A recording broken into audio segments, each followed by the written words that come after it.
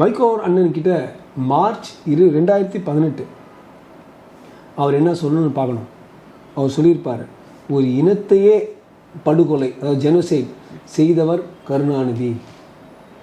அப்பேற்பட்ட திமுகவுடன் நான் சேர்வதாக இருந்தால் என் கல்லறை கூட என்னை மதிக்காதுன்னு உலகத்துக்கு பிரகடனம் பண்ணி அந்த நியூஸ் பேப்பர்லேயே ஒரு கட்டிங் மாதிரி அவர் சொன்னது உலகமெல்லாம் வந்துச்சு.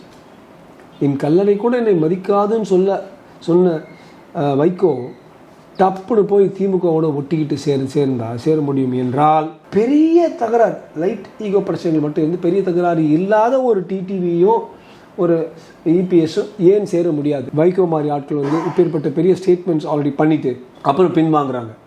அது அவங்க பேக் ட்ராக் பண்ணி போய் திமுக சேரும்பொழுது இன்னொருத்தர் அப்படி பண்ணும்போது இவங்க சொன்னால் அவங்க பேச்சு வரலாறு திருப்பி வெளியில் வரும். நெட்டில் எல்லாம் டிரான்ஸ்பேரண்ட்டாக இருக்குங்கிறது அவங்கள மனசில் வச்சுக்கணும்.